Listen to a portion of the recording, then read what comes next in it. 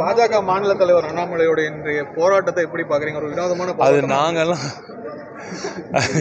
இதை பார்த்து பாஜக அடிச்சு ஹாஸ்பிட்டல் அட்மிட் அவரு கண்ணதானே அடிச்சுக்கிட்டு என்ன பண்ணி சொல்லுங்க பாருங்க. இதைதான் நாங்கெல்லாம் எங்களுக்கு இப்போ கூட எங்கள் பசங்க நிறைய பேர் இங்கே பேசும்போது கேட்டாங்க, உங்களை நாங்கள் தான் கலாய்க்கணும், நீங்களே கலாய்ச்சிக்கிறீங்க அப்படின்னு கேட்குறீங்க அப்படின்னு சொன்னாங்க. அது எனக்கு அவங்களுக்கு கிண்டல் பண்ணணுன்னே தோண மாட்டேது. ஏன்னா இப்படி இருக்காங்களே, அவங்கள என்ன பேச முடியும்ப்பா? அவங்களுக்கு உதவி தேவை, அவங்களுக்கு நல்ல மருத்துவரை அலுவலது நல்லது.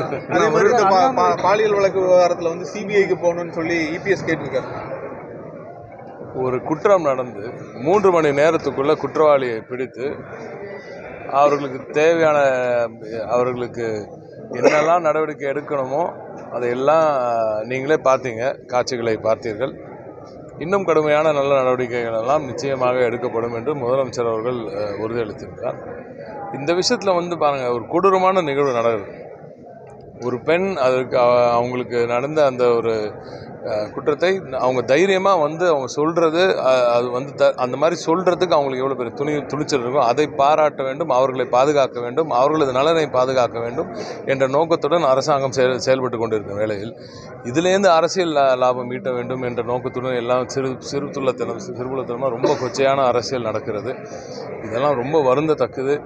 இந்த மண்ணின் ஒரு மைந்தனாக சொல்கிறேன் நான். அரசியல்வாதியாகவோ ஒரு பொறுப்பாளராகவோ ஒரு திராவிட முன்னேற்ற கழகம் என்ற ஒரு பேர் இயக்கத்தின் ஒரு அங்கத்தினராகவும் நான் சொல்கிறேன். சாதாரண ஒரு தமிழ்நாட்டின் பிரஜையாக நான் சொல்கிறேன்.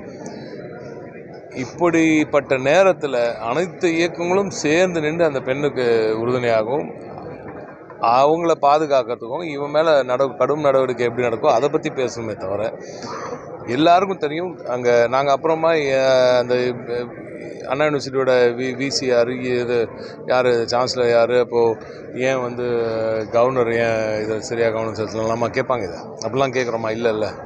ஏன் அதெல்லாம் கேட்கறல? ஏன்னா நடந்த ஒரு குற்றத்துக்கான அதுக்கு சரியான நடவடிக்கை எடுக்கிறதுக்கான வேலையை மாண்பு முதலமைச்சர்கள் அவர்களின் தலைமையிலான இந்த ஆட்சி உடனடியாக 3 மணி நேரத்திலே எடுத்திருக்கிறது. அந்த பெண்ணுக்கு என்ன பாதுகாப்பு வேணும், என்ன அவங்களுக்கு சரி செய்யணும் அப்படின்றத மட்டும் நம்ம பார்த்து அந்த வகையில் நம்ம பார்க்குறத விட்டுட்டு இதில் எப்படி கொஞ்சம் சீப்பான ஒரு அரசியல் செய்யணும் என்பதையே எதிர்க்கட்சியினர் பார்ப்பது மிகுந்த வருந்தத்தக்க ஒரு விஷயம்.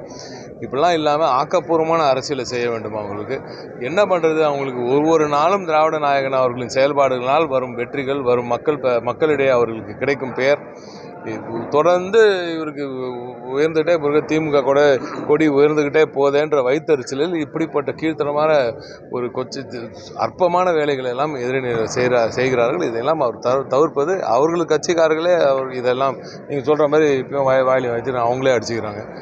இதெல்லாம் அவங்களாம் தவிர்ப்பது நல்லது. ஆனால் ஒரு சின்ன கேள்வி, உங்களை மாதிரி அமைச்சர்கள் பொது இடத்துல போட்டோ எடுத்துக்கிறீங்க, என்ன மாதிரி வேற ஒரே மாதிரி ஒரு குற்ற வழக்கில் சிக்கிக்கல அமைச்சர்கள் பேர் தேவை, அதை எப்படி நம்ம புரியல?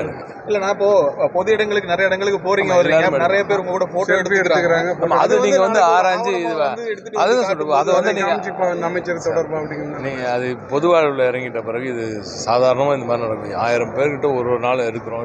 அதில் வந்து 999 பேர் வந்து ஆர்வமாக இந்த இயக்கத்து மேலும் நம்ம மேலும் பாசமாக இருக்கிறோம். ஒரு சிலர் யாராவது அந்த மாதிரி இருந்தால் அதை நம்ம தவிர்க்க முடியாது. அதுக்காக இவ்வளோ பேரையும் நம்ம விட்டுற முடியுமா? அதுக்காக அவங்க கூட பயணிக்கிறோமா இதெல்லாம் இல்லைன்னு மக்கள் இந்த மாதிரி பொய் பிரச்சாரம் எல்லாம் சும்மா அந்த ஒரு நாள் சோஷியல் மீடியா சென்சேஷனுக்காக வரும். ஆனால் தமிழக மக்கள் மிகுந்த தெளிவுடைய மக்கள், எதையும் தீர ஆராய்ந்து பார்க்கக்கூடியவர்கள். அந்த அளவுக்கு திராவிட மாடல் அரசாங்கங்கள், திராவிட இயக்கங்கள் தமிழக மக்களின் அந்த எண்ண ஓட்டங்களை வளர்த்திருக்கிறது. எனவே தான் மீண்டும் சொல்கிறேன், இந்த மாதிரி அற்பமான வேலைகள் எல்லாம் விட்டு தமிழக மக்களின் வளர்ச்சிக்காக, தமிழகத்தின் வளர்ச்சிக்காக திட்டங்களை கொண்டு வந்து அதன் மூலம் பேரை வாங்க வேண்டும் என்ற எண்ண ஓட்டத்துடன் எதிரணியினர் செயல்பட வேண்டும். இல்லையா, அட்லீஸ்ட் நாங்கள் திராவிட நாயகன் எங்களது முதலமைச்சர் அவர்களும் துணை முதலமைச்சர் அவர்களும் செய்கிற பணிக்கு அவர்களும் துணை நின்று தமிழகத்தின் வளர்ச்சிக்காக உழைக்க வேண்டும்.